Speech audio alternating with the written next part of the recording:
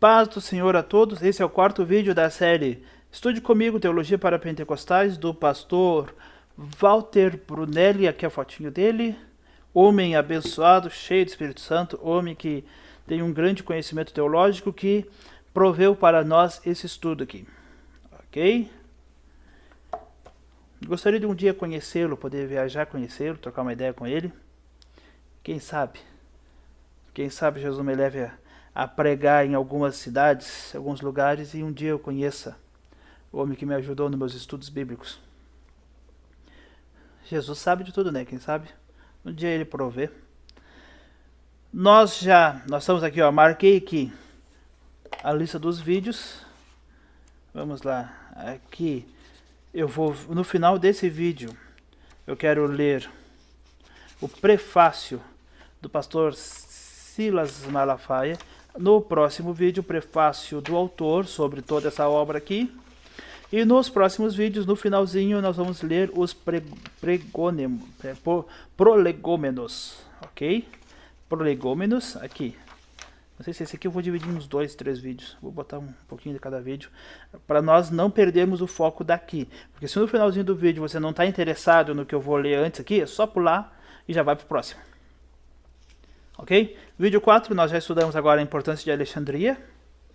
Eu acho que as informações aqui, ó. Você lembra aquele que eu trouxe aqui sobre os impérios? Que eu marquei sobre os impérios. Tá aqui, ó. Deixa eu ver onde foi. Sobre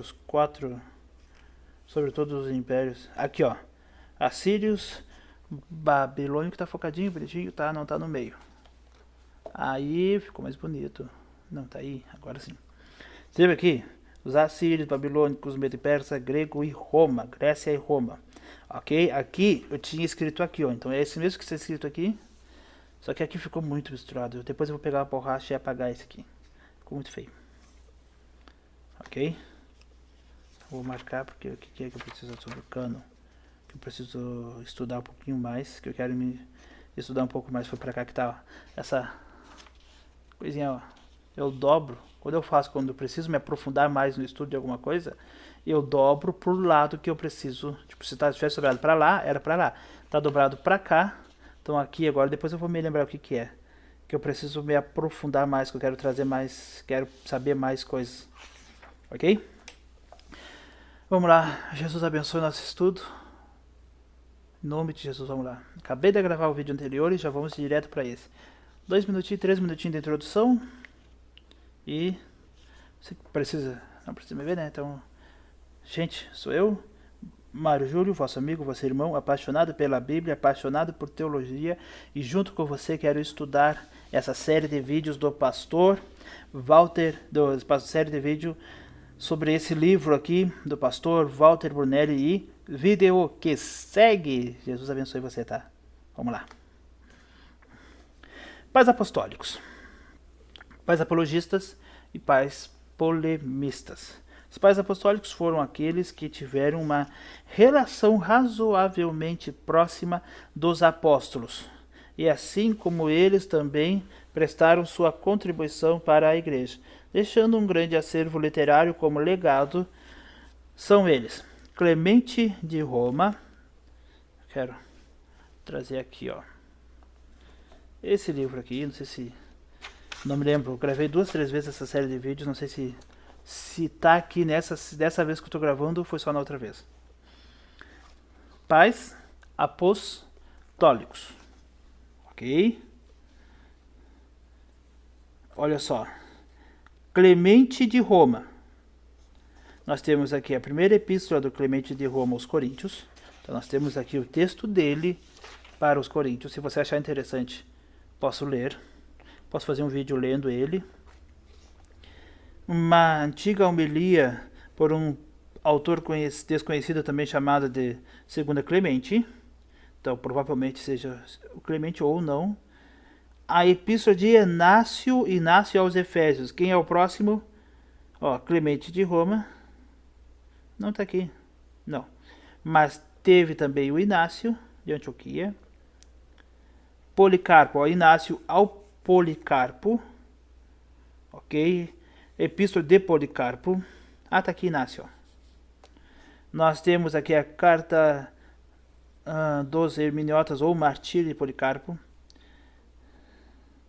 O ensino do Senhor aos gentios pelos 12 apóstolos. Eu acho que isso aqui é de Daquém. 126. Eu vou ter que fazer uma comparação depois.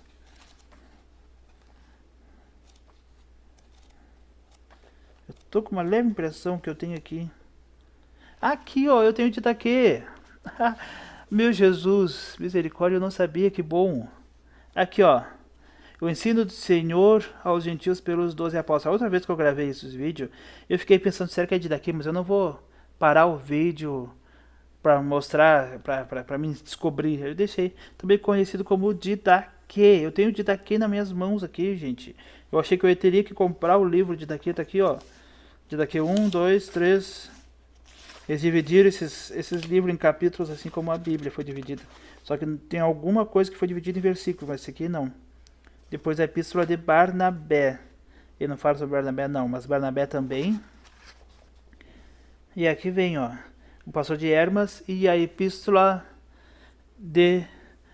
a Diogneto. Não sei quem foi que escreveu essa, 245. Provavelmente nós vamos ter que, para entender a história da igreja, nós vamos estudar esses livros. Então nós vamos fazer uns livros extras, só uns vídeos extras. A Diogneto, só que eu não sei quem... Não diz aqui quem foi que escreveu, mas a gente descobre. Ok? Então, vamos usar muito isso aqui. Vai ser bênção para nós. Ó, eles viveram entre o final do primeiro século, anos 90 e poucos, e parte do segundo. Minha barriga roncando, tô com fome, gente. Misericórdia. Cronologicamente, estavam mais próximos dos apóstolos. Seus escritos são intitulados Escritos Apostólicos. Ok? Os pais apologistas, ó. Esse aqui, eles escreveram porque eles foram próximos aos... Uns foram discípulos direto dos apóstolos, andaram com os apóstolos, outros passaram um pouquinho de tempo e foram discípulos e andaram com quem andou com os apóstolos. Imagina alguém que andou com Paulo, com Tiago, com Pedro, com João. João foi o último. Então tem gente que andou com João, que ouviu de João, sentou ao lado de João, ouviu João ensinar o que ele ouviu direto de Jesus. E aí essa pessoa que andou com João, andou com um desses apóstolos, desses pais apostólicos, e ensinou para eles o que ele ouviu direto de João, o que João ouviu direto da boca de Jesus. Então, esses pais aqui é muito importante nós estudarmos eles, ok? Tem erros? Tem, porque quando sai da inspiração do Espírito Santo o texto bíblico, fora do texto bíblico, o Espírito Santo ele até administra, ele até ilumina, mas ele não dá uma... a gente até chama de inspiração. Quando você recebe uma mensagem, eu vou pregar e eu recebo uma mensagem especial. Eu chamo de inspirado, eu fui inspirado pelo Espírito Santo. Só que a mensagem, o título oficial que tem que ser chamado não é inspirado. Teologicamente, eu posso chamar. Até um teólogo, eu digo, eu fui inspirado pelo Espírito Santo para trazer essa mensagem, ok? Só que a inspiração do Espírito Santo, do ES, é Bíblia. Eles foram inspirados literalmente. Ok? Ok. Ah, mas igual eu tenho minha inspiração. Tem, pode chamar de inspiração. E coloca o apelido. O apelido é inspiração. Não tem problema. As pessoas vão entender. Só que aí, a inspiração do Espírito Santo é a Bíblia. Foi inspirado. Não há erro na Bíblia. Só que nós recebemos a iluminação do Espírito Santo. O que o Espírito Santo faz? Pega o que já foi inspirado, que é a Bíblia. Através da Bíblia, ele nos ilumina. O que é iluminar? Guarda aí. Tá escuro? Você consegue ter uma noção clara do que está aqui? Não é porque está escuro. Falta o quê? Uma iluminação. ok? Falta o quê? Uma iluminação. Só que agora, imagine que o Espírito Santo, você está lendo a Bíblia e você não entende o que está escrito ali. E aí o Espírito Santo vem te dar uma interpretação. Ele ilumina aquele texto para coisas que há no texto que você não consegue ver. Entendeu? Você consegue ver só o que está ali perto dos seus olhos. E aí o Espírito Santo vem e te ilumina. E ele vai te trazer revelação de coisas. Ah, mas Deus me revelou algo que ele não revelou para ninguém. Nunca vi ninguém dizer sobre isso, e Deus, o Espírito Santo vem e, pum, me fez entender. Ele fez entender. Se o Espírito Santo te fez entender algo que está dentro da Escritura, que está ali, que são coisas que pessoas não perceberam, que não notaram, as pessoas que estão ao seu redor, mas você percebeu, o Espírito Santo te trouxe uma interpretação especial, algo especial. Você nunca ouviu falar sobre os 3 voos da pomba, aí você está vendo lá Gênesis 8, os voos da pomba, e depois você entende, peraí, eu nunca ouvi ninguém dizer, mas esses 3 voos da pomba representam o Espírito Santo, porque veio e não achou lugar no coração dos homens. Ele veio de novo e tem a folha da oliveira que representa Jesus, o ramo da oliveira. Depois ele foi e não voltou mais, o Espírito Santo veio e desceu no terceiro voo dele e na terceira vinda sobre a terra e não voltou mais, continuou até nós. Então quer dizer que você foi iluminado, o texto já está ali, você não recebeu uma inspiração nova, você foi iluminado que já está ali essa revelação. Só que tem gente que percebe, tem gente que não. Tem gente que se você nunca prestou atenção sobre isso, você nunca entendeu isso dessa forma, eu recebi essa iluminação, entendi isso, e você vai dizer, é mesmo. Então Deus me usou para trazer essa iluminação a você. Um dia na sua vida você não sabia sobre isso. Ah, mas eu já sei disso. Um dia você não sabia. Ou Deus lhe iluminou seu pensamento para você perceber isso, ou Deus usou alguém através de um livro, através de um áudio, de um vídeo, de uma pregação, de uma conversa, de uma troca de ideia, você perceber isso. Então nós não somos mais inspirados como os escritores da Bíblia foram. Nós somos iluminados. Entendeu? Então através dessa iluminação nós vemos Deus falar conosco através do que já foi inspirado. Você pode apelidar. Sabe como é que faz um apelido? Apelido. Meu nome é Mário, você quer colocar um apelido em mim? Ok, vou ter um apelido. Meu nome vai continuar sendo Mário. Você entendeu? Se você me der, você tem um apelido. A pessoa se chama José. O seu José. Conhece o seu José? Vamos imaginar que tem um senhor chamado seu José. E aí todo mundo chama ele de Zezinho.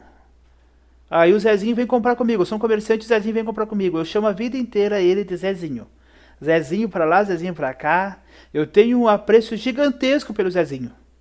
O Zezinho é um cara que eu converso 2 horas com ele e tem papo pra conversar com ele. Isso tudo um exemplo.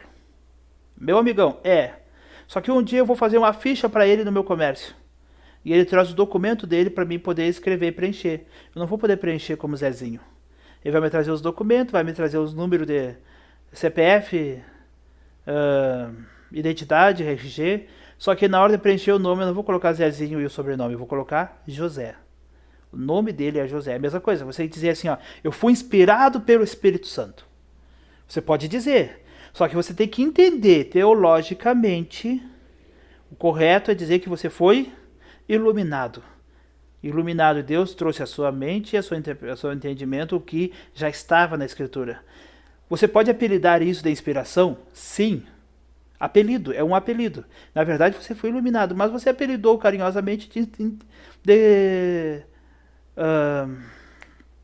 de inspiração. Você foi inspirado pelo Espírito Santo.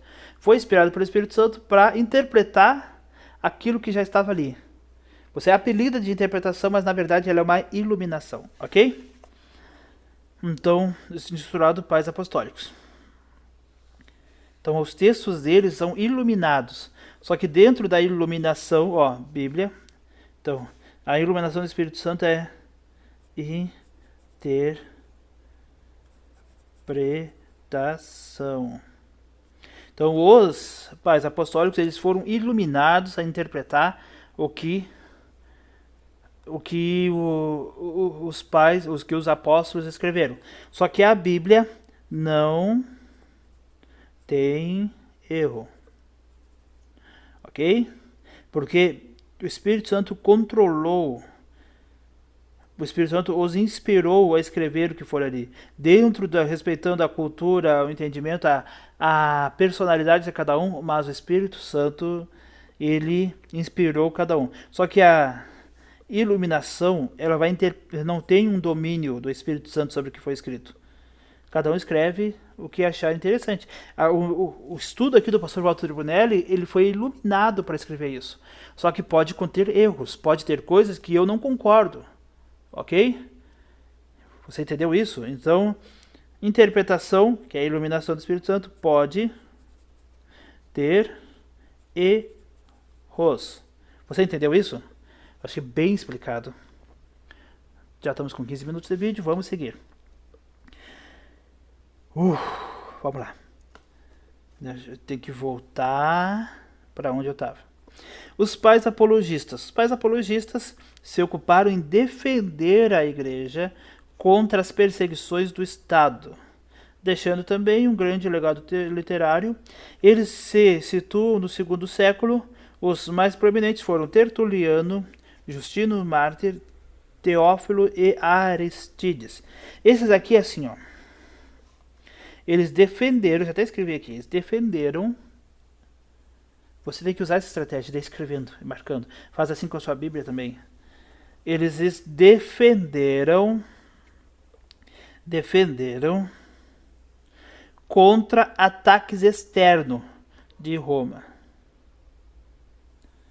Então, os de fora não entendiam direito o ensino dos apóstolos e eles da igreja, e eles atacavam. E os pais apologistas, apologia significa escudo.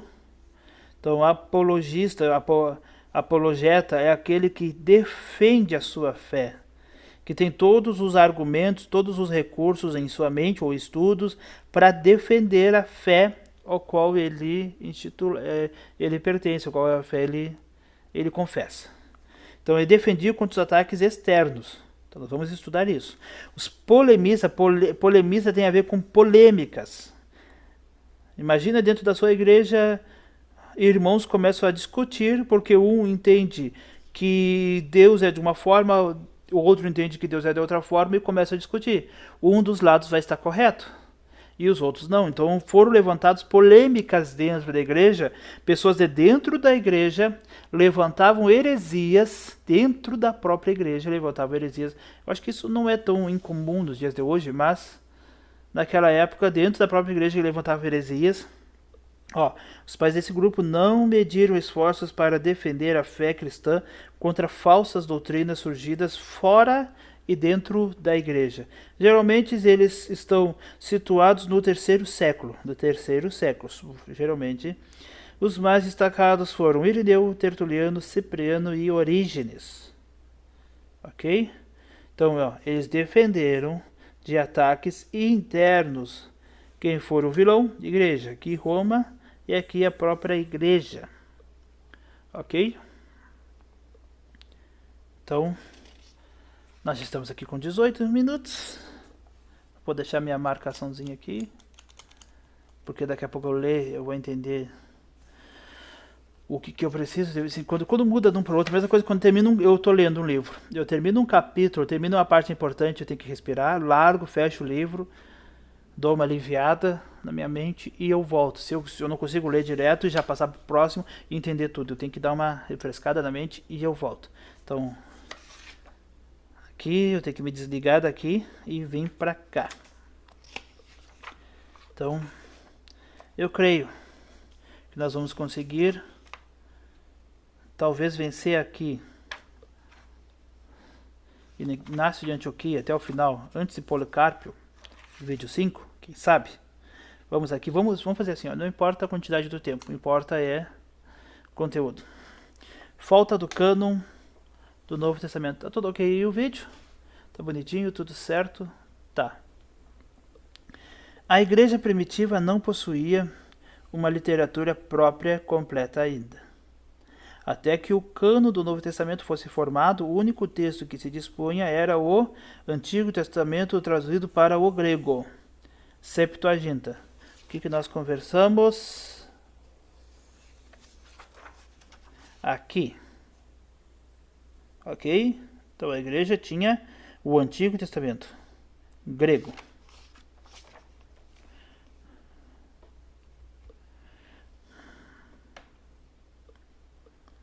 Ok? A Septuaginta. Era somente o Antigo Testamento, era só o que eles tinham. É certo pensar que o interpretavam sobre a ótica de Jesus, pois entendiam que a função do Antigo Testamento era revelar o Cristo. Entendeu? Então, o que eu disse? Eles interpretavam sobre a ótica de Jesus. Tudo eles liam para descobrir aonde Jesus se localizava em cada parte do Antigo Testamento.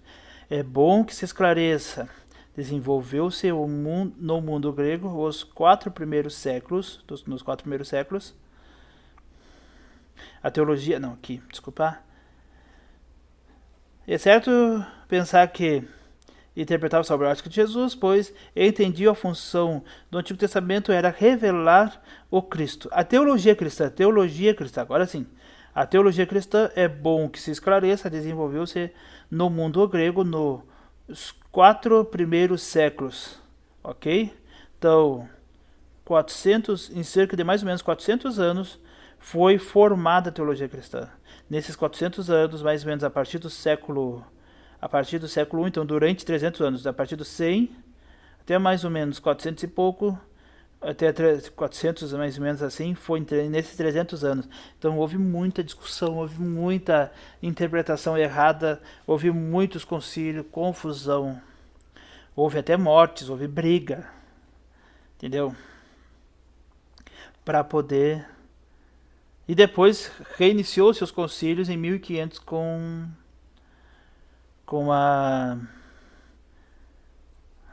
o protestantismo, ok? Então aqui, nos primeiros séculos. Aí vamos lá. Irineu encontra a base da pregação dos apóstolos nos escritos do Antigo Testamento.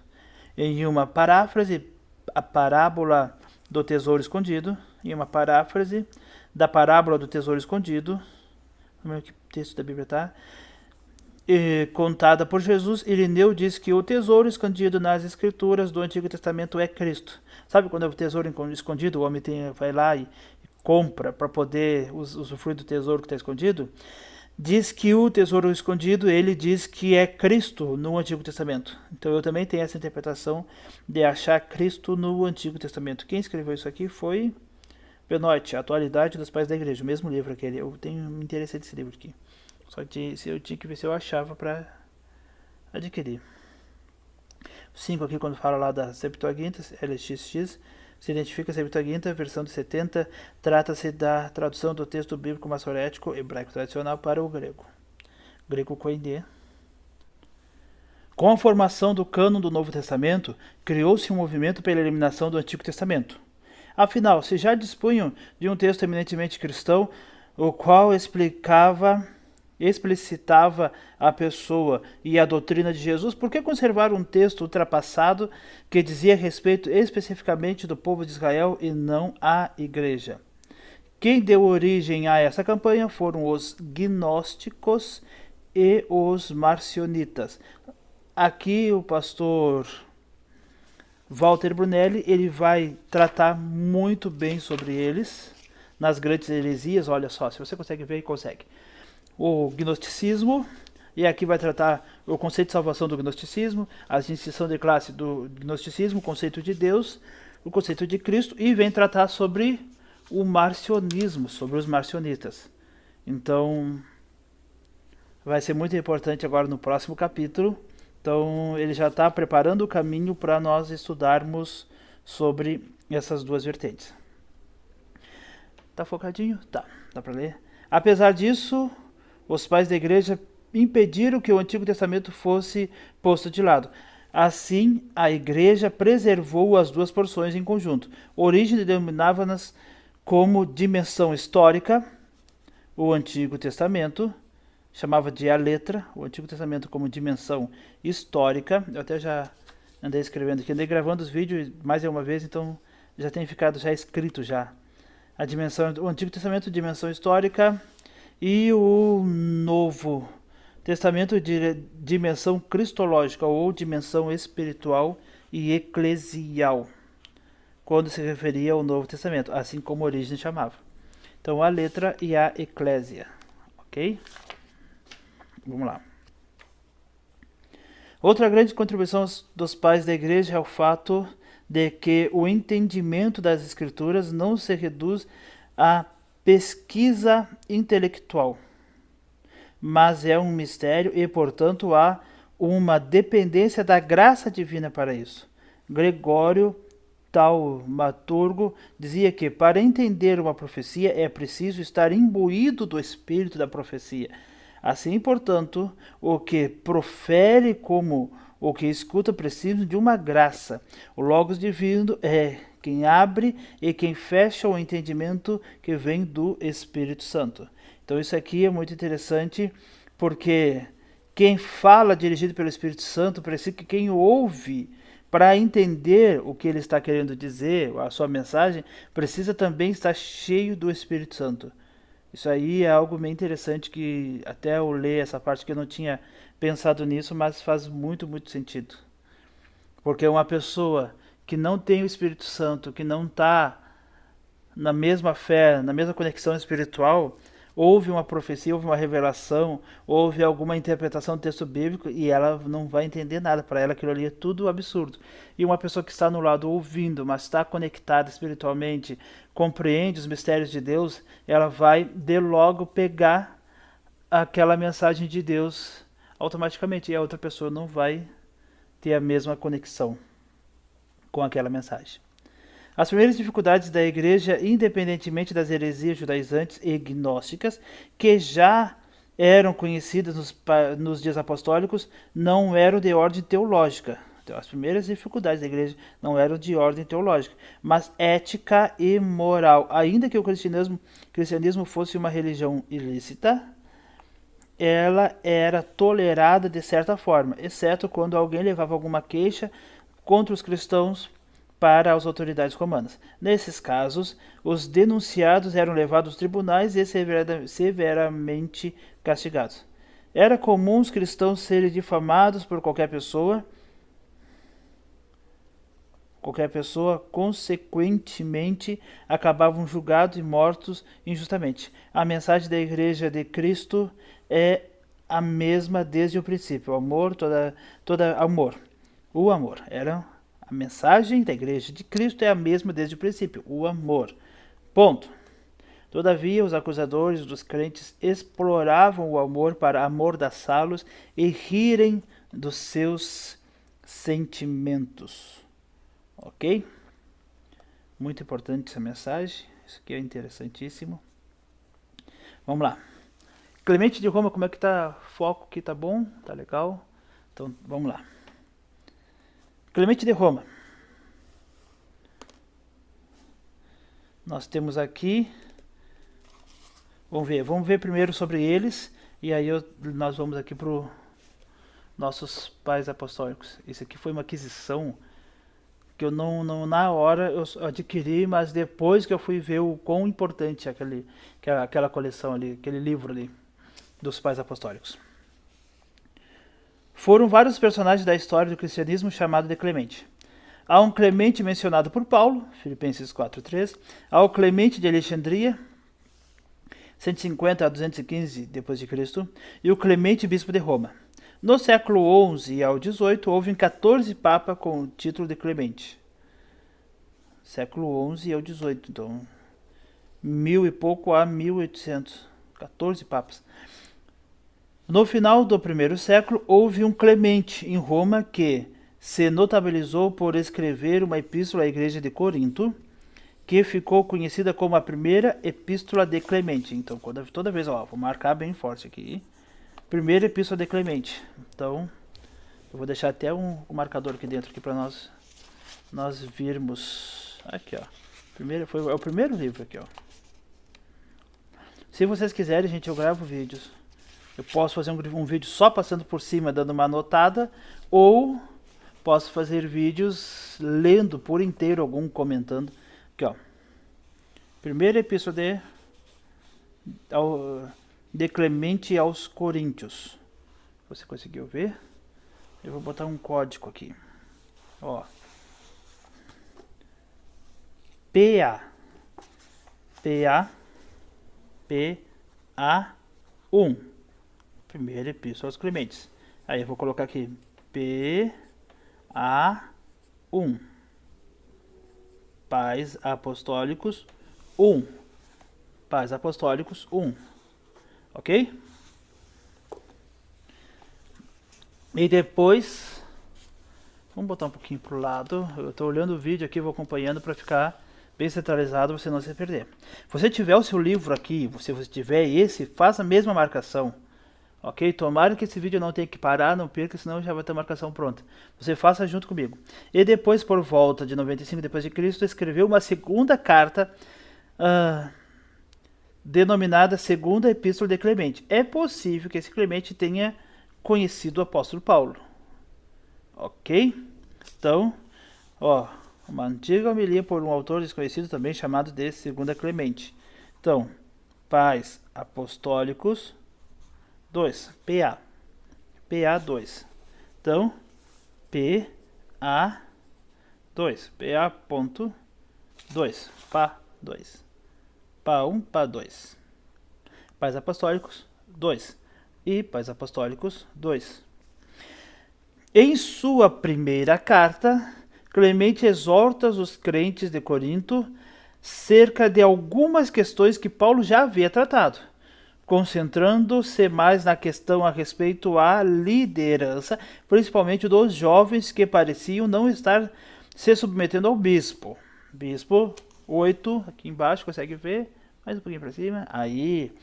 Bispo, devido ao fato da igreja de Corinto ter crescido, expandiu-se por várias regiões e o pastor era responsável por todas aquelas igrejas. Então, na Bíblia, pastor ou presbítero, depende da função, mas o pastor é aquele que pastoreava uma igreja. Bispo administrava várias igrejas. Ok? Na Bíblia funcionava assim. Pastor que dirigia uma igreja, bispo, ele administrava várias igrejas. Esse nome que podia variar, ok? Mas esse aqui não variava. Bispo era o que administrava várias igrejas. Então, ele fala sobre os jovens que não respeitavam muito o bispo de Corinto. Outro assunto do qual Paulo já havia tratado foi sobre a ressurreição. Os crentes daquela cidade não se mostravam muito convencidos dessa doutrina ainda. Para levá-los a entender e aceitar, Clemente usa um expediente um tanto estranho. Apela para o mito da fênix, dando a entender que acreditava na ressurreição daquela ave. Por isso, usava-a para falar da ressurreição futura dos crentes. Aqui, referência 9, lá embaixo lá. Roger Oslon, quando tem essa vírgula aqui, é Roger Oslon. Só que aí, como o Roger pode ter vários e o Oslon, ele se identificava, então ele usava como o nome principal para escrever os livros como Oslon. Aí botava muitas vezes, talvez botasse R. Oslon. Entendeu? Por isso que o nome Oslon se tornou mais importante que o nome dele. A História da Teologia Cristã. São Paulo, Editora Vida, 2001. Então, só botar esse texto aqui, você vai ter essas informações aqui. Ok? Então, esse aqui era Clemente. Para sabermos mais de Clemente, se você quiser, eu não vou fazer nada forçado, porque aqui eu vou ter que gastar horas também. Vou ter que gravar vídeos. Não adianta gravar vídeo e você não se interessar. E aí eu vou colocar junto na sequência desse vídeo aqui. Depois eu coloco na ordem ali. E aí, olha só. Eu vou colocar na ordem dentro da playlist, que está na descrição. Aí você vem aqui, ó. As duas cartas vai dar mais ou menos, ó, a página 7 até a página mais ou menos 61, ó, porque começa Inácio, então até a página 60, mais ou menos 60, 61, vai tratar sobre as duas cartas de Clemente. Se interessar, podemos fazer uma análise, ok? Tudo com o objetivo de aprofundar no estudo. Vamos falar de Inácio. Inácio também escreveu bastante, olha só. A Epístola de Inácio. Você vai até 101, 60, 101, dá mais ou menos 40 páginas. A Epístola de Inácio aos Efésios, Inácio aos Magnésios, Inácio aos Tralianos, Inácio aos romanos, Inácio aos filadelfos, Epístola de Inácio aos esmirniotas, Inácio a Policarpo e a Epístola de Policarpo depois. Então aqui Inácio ainda para Policarpo, e aqui já vem os escritos de Policarpo, ok? Então voltamos para cá, para o nosso livro. Inácio foi bispo em Antioquia, o primeiro quartel-general missionário da igreja, pois foi ali que Paulo partiu para as suas viagens missionárias. Antioquia era uma cidade importante da Síria. Ali os crentes em Jesus receberam o nome de cristão, Atos 11, 26. Qual é a Bíblia que eu vou pegar? Essa aqui tá à mão? Pode ser, não, eu vou nessa histórica, que essa aqui é legal, eu gosto dessa Bíblia aqui. É a revista atualizada, mas ela tem uma história. Essa aqui foi a primeira Bíblia da minha esposa, olha aqui, ó. Eliane Gonçalves. Agora eu teria que botar aqui Garcia, sobrenome de casada, né? Aqui é a Bíblia dela. Vira. Eu tava lendo Lucas, não. Nós precisamos agora de Atos 13. Os troços, tudo que eu tô lendo, tudo marcado com lápis. Às vezes eu vou ler uma coisa e aí eu vejo onde está marcado, eu dou uma olhadinha, cuidado onde está marcado, e às vezes eu esqueço de ler o que eu vou ler, o que eu queria ler, e sigo lendo onde eu parei da minha leitura anterior. Quem é que já não fez isso? Para mim é comum. Eu esqueci que eu ia ler para mim seguir onde eu estava. Digo, mas a leitura estava boa. Vou voltar para ela. Atos 13, 1. Havia... Peraí, tá muito pequeno. Deixa eu bem pertinho. Melhorou, gente. Vamos lá. Imagina como se você pega a sua Bíblia, pega o seu livro, se você tem, se você não tiver. Põe esse vídeo na televisão, se você tiver condições. Ou coloque no tablet, até no meu celular. E imagine que nós estamos sentados numa mesa e vamos juntos ler, estudar. Havia na igreja de Antioquia profetas e mestres, Barnabé, Simeão, por sobrenome Níger, Lúcio de Cirene, Manaém, Colasso de Herodes, o tetrarca, e Saulo. O que diz ali? Paulo partiu dali para suas viagens missionárias. E servindo eles ao Senhor e jejuando, e disse o Espírito Santo: Separai-me agora, Barnabé e Saulo, para a obra que os tenho chamado. Então, jejuando e orando e impondo sobre eles as mãos, os despediram. Se você olhar no mapa as viagens de Paulo, ele sempre partiu de Antioquia. Então, as viagens de Paulo sempre foram em Antioquia. Que eu me lembro. Posso errar, todo mundo pode errar, mas o que me vem à mente agora sempre foi a partir dele voltava para Antioquia e ele se preparava para a nova viagem. Seria escrito Jesus. Antioquia era uma cidade importante da Síria. Ali os crentes em Jesus receberam o nome de cristãos. Atos 11, 26. Também que eu não tirei daqui. Tô com dois lápis em cima agora. Atos 11, 26 aqui, ó. E tendo-o encontrado, levou-o para Antioquia, e por todo um ano se reuniram naquela igreja, tá focado, tá? E ensinaram a numerosa multidão. Em Antioquia foram os discípulos pela primeira vez chamados de cristãos. Cristão, pequeno Cristo, seguidor de Cristo, imitador de Cristo. Deixa eu botar o lápisinho preto ali. Esse lápis aqui tem uma historiazinha legal com ele. Ele era aqueles lápis verde, manchava todos os meus livros. Ficava aquelas manchas aqui. Aí o que eu fiz, raspei ele com a faquinha, ficou assim, ó, ficou bonitinho. Gostei, ficou legal. Tipo, continuo com ele, não abandonei o lápis, mas tirei o que manchava meus livros. Esse terceiro pai apostólico, Clemente, nasce de Antioquia, terceiro. Qual foi o primeiro e o segundo? Agora não sei. O primeiro Clemente de Roma. Tá, mas vamos ver. Segue aqui, segue a informação do pastor. Esse terceiro pai apostólico escreveu 7 cartas aos crentes de Éfeso, Magnésia, aos magnésios, Trália, australianos, australianos, Roma, os romanos, Filadélfia, os filadelfos, Esmirna, os esmirniotas, além da carta a Policarpo. Estão aqui. Você conseguiu ver direitinho? Conseguiu. Essas cartas ele escreveu enquanto viajava de Antioquia, da cidade de Antioquia, para Roma. Escoltado, viu que ele seguiu bem o ministério de Paulo, né? De Antioquia, ele partia. Então era como se fosse a igreja, entendia, a igreja de Antioquia, creio, que entendia como se ele estivesse seguindo o ministério de Paulo, até porque algumas cidades, Efésios, Romanos, a igreja de Filadélfia, João escreve, entendeu?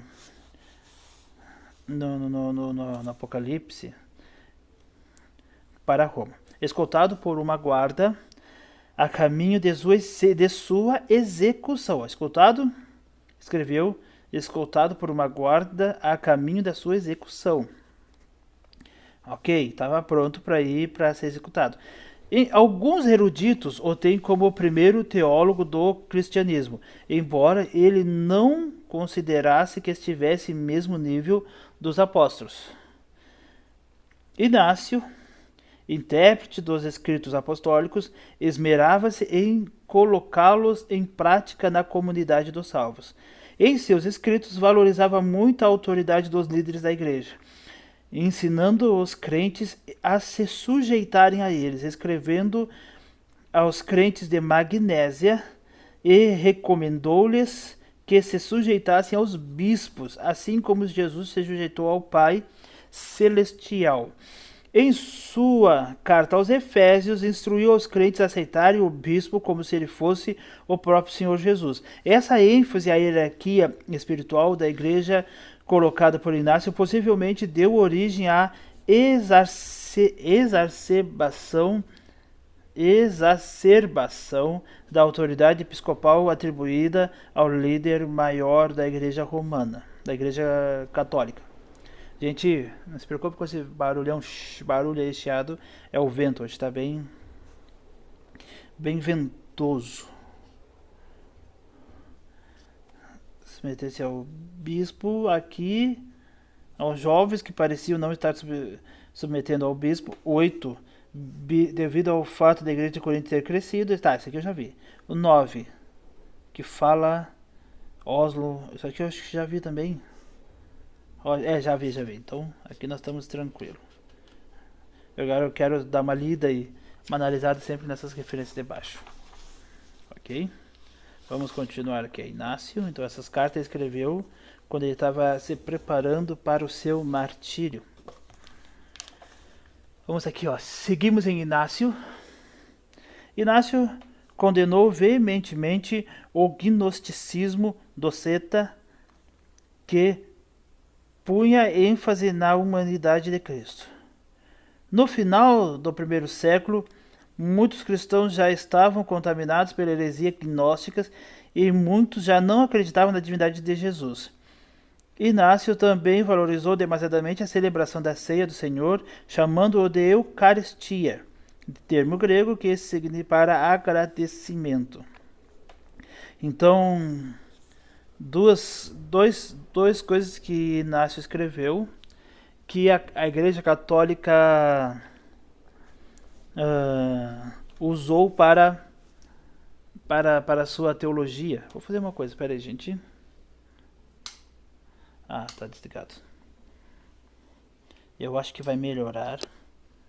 Eu acho que no vídeo aquele que... É que a metade do vídeo eu parei e agora eu tô fazendo a continuação. Aqui, vamos ver se vai melhorar. Melhorou.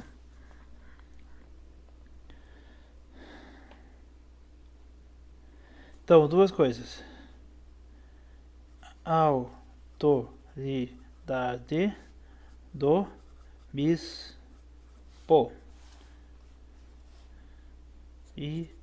Inácio e Roma. Inácio e Roma. Primeiro, autoridade exacerbada, agora acertei, exacerbada do bispo. Então, ele foi um foco dele. Outro foi ceia, aí sim, ceia chamada de Eucaristia, que a igreja chama até agora. Que a igreja tem a Eucaristia até agora. Entendendo que se tratava de um pacto importante do processo de salvação. Ele tratou a Eucaristia como sacramento.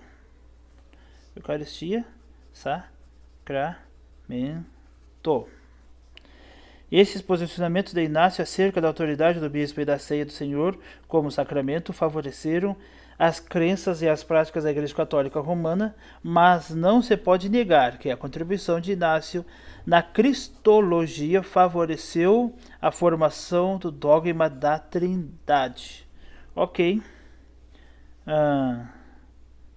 Aqui. Esses dois negativos. Positivo foi cristologia. A cristologia para a Trindade. Ok? Escreve essas coisas. Escreva. Pega uma folha de ofício. Aqui tem, 3, 4 folhas, dobre e vai fazendo anotações, Vai fazendo anotações que você vai memorizando muito mais. Inácio foi um mártir cristão a caminho de Roma. Aí, olha só, essa parte aqui da história, eu já gravei um vídeo, só que o vídeo não deu certo, então eu tô regravando, e essa parte aqui é muito importante. Inácio foi um mártir cristão. A caminho de Roma, ouviu rumores. Sabe quando tá aí, tipo, tu começa a ouvir boatos, ouvir papos, assuntos, ele ouviu rumores de que um grupo de cristãos conspirava para livrá-lo de quê? Da morte. Quando soube disso, implorou para que não o impedissem. Ele não queria bondade fora de hora. Desejava antes servir de alimento para as feras, pois seria a hora de ele se encontrar com Deus. Dizia-se trigo de Deus. Olha só. Não queria bondade fora de hora, desejava antes servir de alimento para as feras, pois essa seria a hora de ele se encontrar com Deus. Dizia-se trigo de Deus. Eu sou o trigo de Deus, para ser moído pelos dentes das feras, pois só assim revelaria ser pão puro. Isso aqui 12. Oslo, 2001.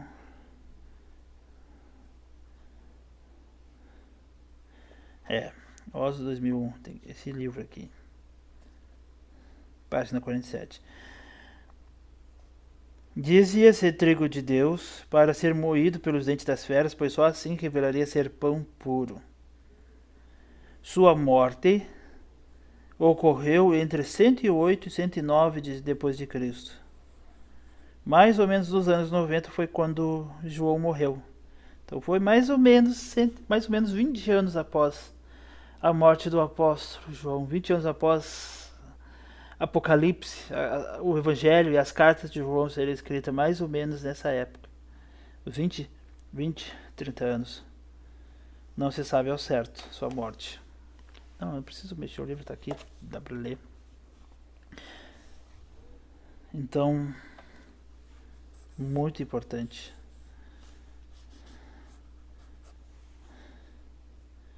Então, o que eu quero dizer a você? Por mais que ele tenha errado sobre a Eucaristia, por mais que ele tenha errado sobre a ceia, a Eucaristia, sobre a autoridade do bispo, o que é mais importante era o amor dele por Jesus. Ele preferiu morrer do que ser liberto. Que as feras viessem, Inácio de Antioquia morrendo como mártir, gravura antiga. Aqui mostra as feras. Você consegue ver direitinho? Consegue. Vindo para destruir ele. Que é uma gravura católica, mostra o sol na volta do... Mas ele preferia ser trigo moído pelos dentes das feras, revelando ser pão puro. O que você tem coragem de fazer por Cristo? A Bíblia diz que nós somos entregues à morte todos os dias. Ah, mas eu não tenho sido todos os dias sido colocado em mim uma imposição, ou serve a Cristo ou nega a Cristo. Eu não tenho. Ah, você não tem também? Não. Mas todos os dias nós temos que dizer não para o nosso eu, não para a nossa vontade, não para a nossa carne, não para os nossos desejos, mas sim para Cristo. Todos os dias nós devemos ser colocados à morte, para que Cristo venha viver através de nós. E se hoje te pedirem, ou nega Cristo, ou morre. Uma vez na adolescência, eu participei de um culto e perguntaram isso. E as pessoas levantaram a mão.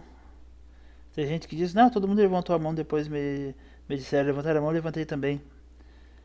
Só que aquilo ali mexeu comigo. Se hoje eu tivesse que morrer por Cristo, ou negá-lo, que eu faria? E aí eu chorava na presença de Deus e dizia, isso eu era adolescente, 17, 18 anos, 16. E aí eu gravei em minha mente assim, ó, imaginei várias pessoas morrendo. E depois perguntaram de novo, pouco tempo depois perguntaram num outro culto. E eu imaginei como deve ter sido para essas pessoas não negar a sua própria vida por Cristo. Chegar ao último dia, no último segundo, já atado, e virem atear fogo em ti, como uma tocha, como um poste para iluminar a noite. O último segundo tu ver os animais soltos numa arena para vir te devorar. Você tem segundos para fazer a última oração de Senhor, entrego em ti a minha alma. Ou sendo torturado, tendo a pele, o corpo dilacerado, homens violentos vindo te matando aos poucos. E você sofrendo, vendo seu corpo, sentindo dores inimagináveis, desesperadoras. E por um segundo você desprezar, você negar, você dizer assim, eu não vou negar a Cristo. Até que a sua alma seja arrancada através de dores de você. Você falecer sem negar a Cristo. Como é que você... Isso aí, se isso não incomoda você, se isso não te causa um sentimento de pesar, um sentimento de... Não existe demonstração de amor maior que isso. Se isso não causa uma aflição dentro de você e uma convicção maior do seu amor de Cristo, a Cristo, do que Cristo fez por você na cruz, então você tem que rever o seu cristianismo. Se isso não faz você refletir, pensar, desculpa, é para mim seguir aqui, mas eu preciso colocar isso no seu coração. Se isso aqui não mexe em você, não faz você se afligir espiritualmente, saber que alguém teve seu corpo entregue, pessoas tiveram que ver seus filhos, seu esposo, sua esposa morrerem. Filho, eu sou pai de uma menina. Imagina se você que é pai.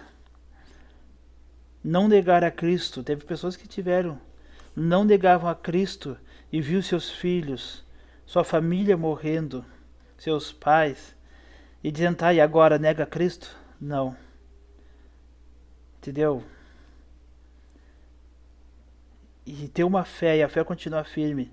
Porque muitas vezes nós temos uma dor de cabeça, nós temos um dia que não tem comida dentro de casa, um dia que a gente passa por um aperto, um dia que falta a luz, um dia que você não tem condições de pagar um aluguel e nós já estamos enlouquecidos a ponto de quase abandonar a fé, dizer para Cristo, por que isso na minha vida? A gente passou coisa muito pior. Perder a sua própria vida, mas garantir a sua salvação em Cristo, não negar o Senhor. Quais são as suas prioridades na igreja? Você está na igreja para buscar verdadeiramente adorar ao Senhor de verdade? Ou está ali para receber? Quando você parar de receber, você para de adorar, para de servir. Vamos voltar para cá.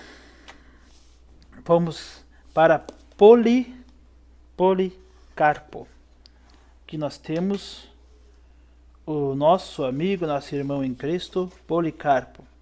Inácio escreveu a carta para Policarpo. Policarpo escreveu uma epístola, uma carta, na página 106. E carta dos Hermeniotas ou martírio de Policarpo. Ok? Vamos voltar para cá. Gente, se vocês quiserem uma análise, é só pedir, é só comunicar. Que aí eu gravo, sabendo que vai ter gente que vai ter interessado em assistir, que vai ser edificante para você, eu faço. Policarpo foi discípulo de João e pastoreou a igreja de Esmirna por 50 anos. Ok? O que se sabe sobre ele vem da pena de Eusébio em sua História Eclesiástica. Não tem aqui embaixo aqui. Eusébio, não. Embora fosse pastor de uma igreja local, mostrava-se preocupado com algumas igrejas. Policarpo escreveu uma carta aos Filipenses por volta de 110 depois de Cristo, no mesmo ano em que Inácio de Antioquia foi martirizado em Roma. Ok? Então, no mesmo ano em que Inácio foi martirizado, 108, 109, aqui está por volta de 110, mas no mesmo ano em que Inácio foi martirizado em Roma. Sua carta faz muitas citações do Novo Testamento, olha só que isso aqui é importante. Então, a carta de Inácio, de Policarpo, Epístola de Policarpo, então essa aqui, que é Policarpo, volta aos Filipenses, aonde está?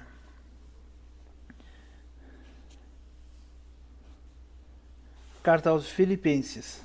Epístola de Policarpo aos... Vamos ver se é. Filipenses. Ok? Então, mesmo ano que ele recebeu essa carta de Inácio, ele mandou essa aqui para os Filipenses. 110. Mais ou menos esse ano aqui. Eu me esqueci e vou vir para cá. Aqui. PA3, PA4, PA Pais Apostólicos 5, PA6, PA7, PA8, PA9. Então, do 3 ao 9, nós temos Inácio. PA10, a Epístola de Policarpo aos Filipenses. PA11, a Carta dos Hermeniotas ou Martírio de Policarpo. Ok? Aqui se refere a Policarpo. No mesmo ano, então aqui, vou lá do outro lado, depois eu marco no livro. Vamos fazer esse código aí, depois nós conseguimos nos comunicar através dele. Vamos ver aqui. No mesmo ano em que Inácio de Antioquia foi martirizado em Roma, sua carta faz citações do Novo Testamento, ok? 13. Embora o cânon do Novo Testamento tivesse informação ainda, os evangelhos e as cartas paulinas já eram reconhecidas como escrituras. Muito bom saber disso. Ele também utilizava Hebreus e 1 Pedro e faz 13 alusões, que palavrinha, trancou, às epístolas pastorais de Paulo. 14. Quem diz isso é Champlin, Russell, não sei o que lá, Champlin, Bentes e JM, Enciclopédia da Bíblia. Isso aqui eu não... Mas é o Champlin. Champlin todo mundo sabe. É só botar Champlin. Enciclopédia Champlin. Teologia e Filosofia. Enciclopédia da Bíblia. Teologia e Filosofia. São Paulo. Editora Candeias. 1901. Volume 5. O livro 5. Página 318. Ele vai falar sobre... isso aqui, ó. Essas informações. Utilizava Hebreus, 1 Pedro e 13 alusões às epístolas pastorais de Paulo. Quem conta isso para nós é Champlin. Então, se você quiser, é bom isso aqui. É bom dar uma olhada nisso aqui para você pegar e fazer essas anotações. Pegar, comprar o livro. Aqui são informações boas para você adquirir livro, para saber mais. Martirizado por sua fé, teve a oportunidade de retratação oferecida pelo imperador. Aqui só não diz o nome do imperador, mas oferecida pelo imperador. Inicialmente, ele seria entregue às feras. Depois, decidiram que ele seria queimado. Tudo o que ele precisaria fazer para se livrar do martírio era amaldiçoar a Cristo, ao que ele respondeu. Olha só o que Policarpo fala. Tá aqui, ó. Tá aqui. Isso aqui se chama olho. Olho da página. É quando você está folheando a página. Folheia a página. Folheia. Eu parei aqui, ó. O maior de todos os teólogos, segundo... Ó, legal. Aqui, pais apologistas. Aqui tá tratando dos pais apologistas, eu vou ver aqui. Entendeu? É quando tu tá folheando. Aqui não tem nada. Folheando, não, aqui também não. Folheando, ó, tem aqui, ó. Alexandria e Antioquia eram 2 centros culturais importantes. Ah, legal, onde que tá aqui? Aí eu vou procurar aqui. Vou me informar, entendeu? É para me chamar a atenção por o que está escrito, como se fosse uma propaganda do que está nas páginas. Se me chamar a atenção, eu sigo lendo aqui, ok? Mas vamos, aqui tá bonito, aqui tá legal, mas aqui, olha só. O que Policarpo disse. Por 86 anos, tenho sido servo de Cristo, e ele nunca me fez mal algum. Como posso blasfemar de meu rei, que me salvou? Policarpo. Por 86 anos. Meu Deus do céu, gente. 86 anos servido a Cristo. Eu me converti, me batizei quando eu tinha 11 anos. Eu estou com 86 anos... Quando eu tinha 11 anos, eu tô com 39 anos, só nisso aí já vai 28 anos. 28 anos, durante esses 28 anos, 3 anos eu tive afastado do Senhor, afastado da igreja e do Senhor. Então aí de 27 anos fica 24 anos, mais alguns tempos que eu tive meio fraco na fé, 20 e poucos anos de fé ativa. E olha, eu já tenho uma boa carreira, eu sinto que eu tenho uma boa carreira com Cristo, muitas coisas já vivi com Cristo. Imagina 86 anos, gente, é muito tempo, uma caminhada muito longa com Cristo. Quantas coisas ele viveu com o Senhor. 86 anos, tenho sido servo de Cristo. E ele nunca me fez mal algum. 86 anos, ele podia dizer, Cristo, meu Senhor, nunca me fez mal algum. Como posso eu blasfemar de meu rei, que me salvou? Policarpo. Aí ele foi morto, queimado. E a última frase dele foi: por 86 anos tem sido servo de Cristo. Meu Deus, meu irmão, se isso não moveu seu coração, reavalie a sua fé. 86 anos, servo do Senhor, chance para abandonar tudo e seguir vivo. Ele disse: como é que eu posso blasfemar de meu rei que me salvou? Aqui nós podemos ver Jesus reinava sobre ele. Não era somente um cristão que vivia na igreja, mas tipo, aqui estava Policarpo. E aqui Jesus. Aqui era Policarpo. Aqui quem era rei sobre ele era Jesus. Era rei. Jesus era o Senhor da vida dele. Quantas vezes nós estamos aqui, estamos nós, alguns de nós. Vou botar N de nós. E aqui Jesus. Jesus até tinha uma boa influência. Influenciados por Jesus. Hein? Uma influência. Eu posso vir a ser uma influência sobre a sua vida, te abençoar. Só que influência, tem muitos que tem Jesus como uma influência. Só que quem é rei da sua vida é Ele próprio, não Jesus. Ok? Você entendeu? Alguns de nós. Jesus é uma influência, Ele influencia a minha vida. Jesus é muito bom.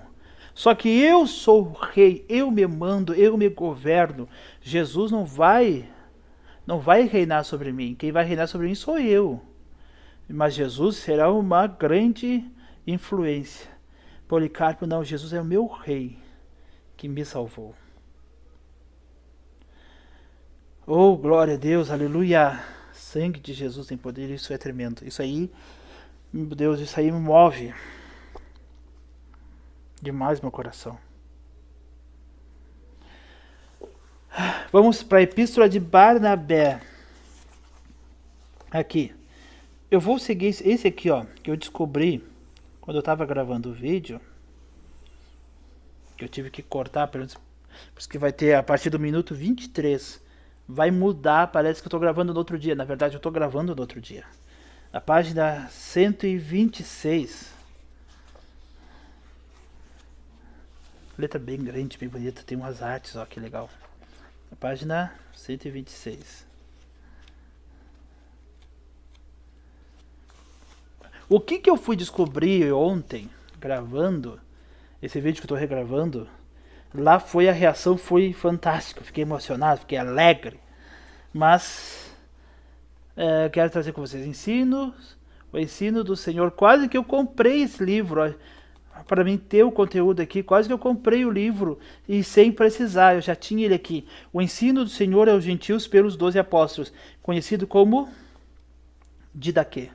Quase que eu comprei o livro Didaquê, tendo ele aqui em minhas mãos. Ok? Então aqui, P.A. Pais Apostólicos, 12 é a Didaquê. Didaquê, PA 12. PA 13 é a Epístola de Barnabé. Então agora nós vamos estudar a Epístola de Barnabé. E depois, PA 14, nós vamos estudar o Pastor de Hermas. E PA 15, a Epístola de Diogneto. Esse Diogneto aqui, se aqui, ó, aqui não vai ter esse Diogneto. Mas como nós temos aqui no livro a Epístola de Diogneto, eu vou fazer assim, quando acabar esse vídeo, eu vou fazer uma pesquisa. Uma pesquisa sobre quem é esse Diogneto, ok? E no próximo vídeo, se nós já tivermos terminados aqui ou não, eu vou voltar e aí eu venho e trago essa informação. Quem é esse Diogneto? E para nós poder saber qual é a importância dele, ok? Gente, eu estou enrolando demais, perdendo muito tempo já, tá? Esse segunda parte, 46 mais 23, vai dar 69 minutos, 70 minutos quase. Eu acho que vou fazer tudo num vídeo só, mesmo que demore 1h30. Eu acho que vou fazer tudo num vídeo só sobre os pais apostólicos, já para entrar no próximo vídeo, vídeo 5, as grandes heresias. Se não, eu deixo aqui para o final. Eu acho que eu vou fazer assim, eu vou parar agora o vídeo. O que você acha? Eu tô perguntando para você, você vai assistir depois desse vídeo. Então eu vou parar aqui. sobre a Epístola de Barnabé. E eu vou escrever aqui, ó. Vídeo 5. Ok, senão vai ficar muito ruim depois para mim montar os dois vídeos. Vídeo 5, aqui. Tô marcando aqui para mim depois saber. Ok? Vídeo 5. Então só dá um tchauzinho. Aqui. Gente, Deus abençoe a todos. Paz do Senhor. E não deixe de assistir os próximos vídeos. Os próximos capítulos dessa emocionante história. Cara, eu tô muito feliz. Olha, eu tô mais motivado para ler assim junto com vocês do que sozinho. Eu já tentei fazer vários tipos de vídeos e esse aqui pra mim é o que tá sendo mais agradável. E até porque geralmente eu tinha que editar muito, eu me estressava muito editando, botando vinheta, colocando uma montagem comigo falando e não ficava legal. Então aqui eu só boto o espelhinho, falo com vocês e vida que segue. Vamos ao próximo vídeo, vídeo 5, eu vou seguir na Epístola de Barnabé. E o vídeo 5 eu vou tratar sobre esses dois e o pastor de ervas. Ok? E aí no próximo, depois, vídeo 6 segue para as grandes heresias. Jesus abençoe vocês. Até mais agora sim.